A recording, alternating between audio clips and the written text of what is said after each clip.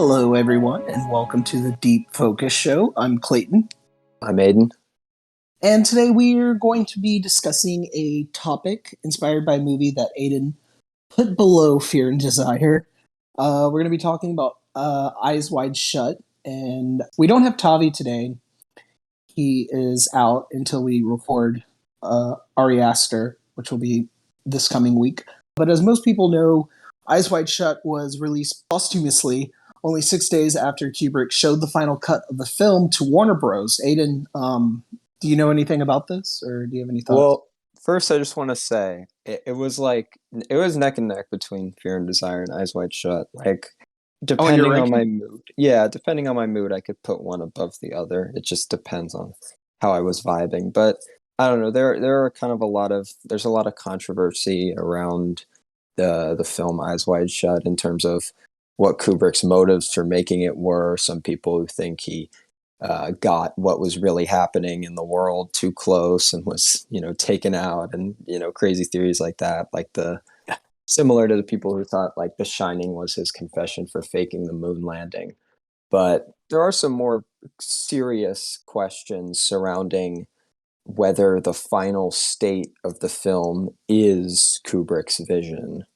So those are a bit more legit than moon landing shit. So yeah, that's kind of one of the major points of controversy over the film is how much did Kubrick approve of the final edit? Yeah, yeah. I mean, it's pretty crazy. I mean, people seem to think that he knew too much. Yeah, they And took him out. Maybe, I don't know. you never know. I mean, with this whole thing with like Epstein and everything. Ugh. Exactly. Yeah, Yeah. it's maybe, but yeah, I don't know. I'm gonna wait for evidence to pass judgment on that. But yeah, um, Yeah.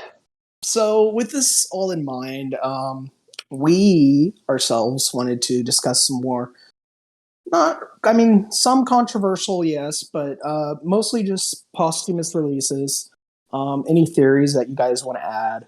Aiden, do you want to kick us off on some of our three or yeah. four, if you have any posthumous release examples? Well, one I wanted to talk about that I think is just an example of like a posthumous release going like ethically really wrong is the film Game of Death with Bruce Lee that was released after his death.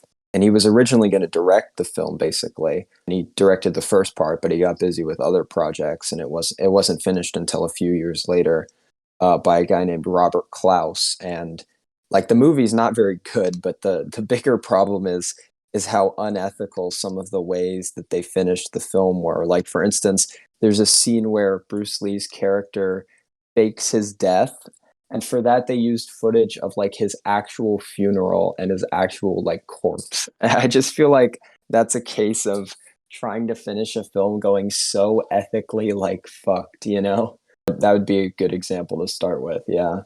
A little bit on the nose, isn't it? Yeah, exactly. Like I don't know who approved that, but Wow. yeah. When was that released? Do you know? 78, I think. Wow.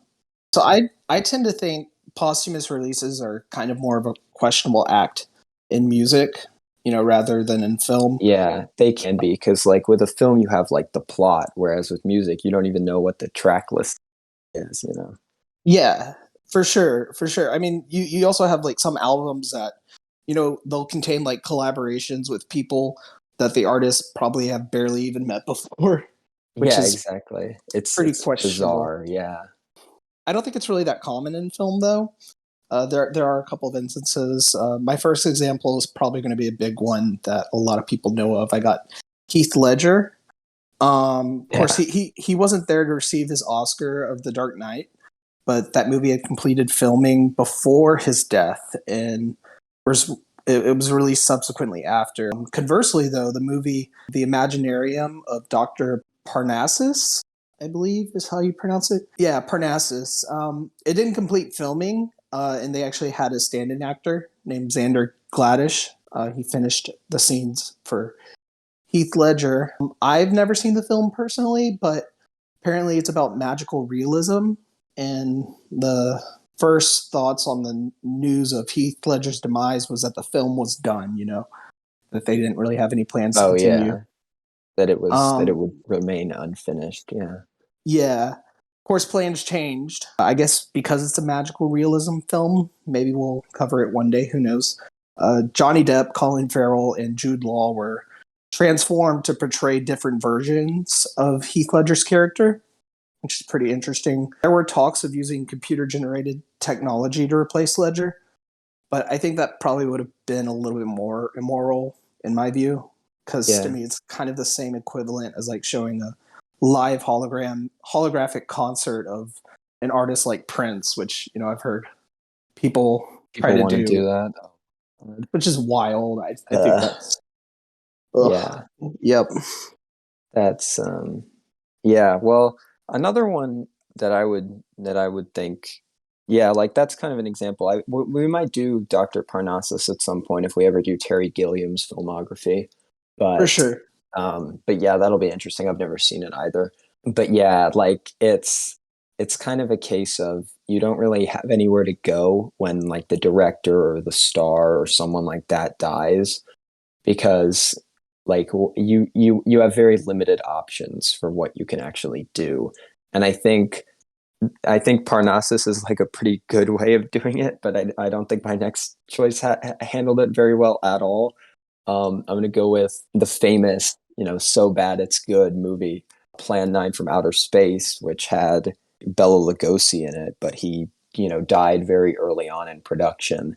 So I would just consider what Ed Wood, the director's response, was to just be total incompetence. Basically, he wanted the character in the rest of the movie, but he didn't have anything really because he'd only shot a few scenes. But yeah, so it's like so what happened was he hired his wife's chiropractor to be like a pretend double for Lugosi in the rest of the film, even though he looked nothing like him and he was like way taller. So to Why the fix chiropractor? I don't. I don't know. I don't know why he went with that. Like That's he weird. could have just like pick it. Maybe he needed someone who was like non-union. I don't know. Like he couldn't have a pro actor because I think they got rules against that stuff. But to fix the fact that they look nothing alike, he just had him like hold a cape in front of his face in every scene, which like not only is it kind of unethical, but it's like complete incompetence too. Like For yeah, sure. Next one, my list isn't really controversial. I'm talking about a lost film from George Romero. Yeah, have you heard of him, George I've heard Romero? of Romero. I didn't know he had a lost film though. Yeah. So this film was lost until a 16 millimeter print was found. It's called The Amusement Park. It's supposed to be an extreme film about ageism, but I think there's probably dated concepts for it to resurface today, which is a little strange. Shudder, the horror app, I don't know if you're familiar with that. They picked up the film and put it on streaming, of all places. I think it's an example of fan service, which probably should have been kept lost, or at least maybe not picked up on streaming. I don't know how I feel about that. Maybe just like air it in a theater with a limited audience, and then it can be Yeah. like found but a little bit more lost too. Yeah, I mean, I feel like it's almost like I guess that the film was finished. So the problem isn't so much that Romero wouldn't have wanted it. It's the question of like, should you just put it on streaming like that? Which, yeah, makes sense. But I think it's a better case scenario than if the film wasn't even like done when they put it on streaming and they just put like a bad, edit of it. Yeah, Um, I hear the movie is pretty crazy. I could And see that. Yeah, yeah, just looking at the poster, it's kind of whack. Yeah, oh yeah, for sure. but yeah, I mean, yeah. Speaking of streaming, kind of ties me into the last one I'm going to talk about, which is a movie we'll be covering on the podcast pretty soon.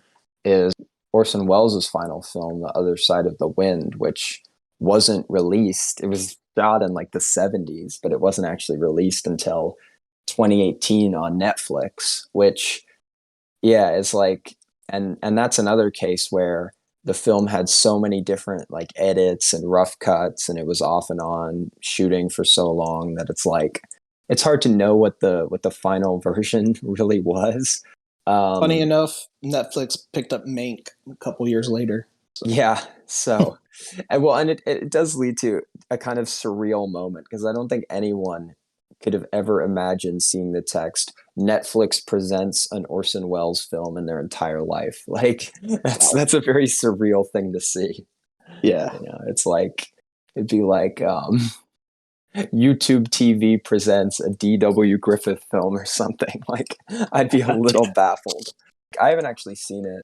One of the few in his filmography I haven't seen, but you know, it makes me more interested in seeing it because you know it's one of those cases where who knows, like because people seem to have very differing opinions on it. Like you know, it's supposedly very different from his previous films and more like avant-garde, I guess. So I guess I'll see what I think of it in a couple months when we do it for the review. But it's like I Spoiler. don't know. Yeah, Yeah, really looking forward to that. This next one is not controversial at all. In fact, it's kind of sweet because some posthumous releases can pay tribute to the artist at hand. A more recent example, I have lyricist Stephen Sondheim. I'm sure everyone's familiar with him. Fortunately, he passed away last year at the age of 91. You know, he's a legend in musical theater, but he was involved in a recording process of the newly adapted West Side Story from Steven Spielberg. Uh, yeah. Rachel Zegler actually said he gave the cast so much insight in the recording sessions, and he almost actually didn't take the gig for West Side Story initially for the original one. I Mm. think it's kind of sad, but I think it's a fitting tribute to a legend. And yeah, I mean that's my last Yeah. pick. I had one more, which I thought was kind of is a good way to close out for my first one. It's Bruce Okay, Lee's son, Brandon Lee in the Crow. I think that's pretty that's like another layer of a posthumous release because not only did he die, but it was the movie that killed him. You know, they fired a fake gun at him, but it was actually loaded, and he died. So oh man, it's like oh they're yeah, finishing the product with yeah, him as a tribute, but it was the thing that killed him in the first place. That's like a crazy level of like, you know, it's kind of messed up on one level, but you know, right. it's yeah, that's That's a not the crazy that's event. what movie was this again? I didn't quite The catch that. Crow, and there was a Oh, scene where he was supposed to be shot, but the gun was actually loaded on the set. Kind of like so the Alec is it? Baldwin thing, I I was guess. gonna say it's completely the same scenario. That's wild. I can't believe. I thought that was the first time that happened in Yeah, the history of cinema. That's they haven't learned. I guess they haven't learned their nope. lesson. But Wow. yeah, that's Well, sort of a depressing note to end on, but those are our lists. Go ahead and comment. What are some of your favorite posthumous releases, either in movies primarily, but you can include anything. You can include albums or maybe even yeah, art. anything you want. You know, any yeah, we don't really care. We yeah, just comment. You know. Thanks, Aiden. And Yeah, no, happy to be here. of course, we'll see you guys next week for Ari Aster. Yeah, I Bye.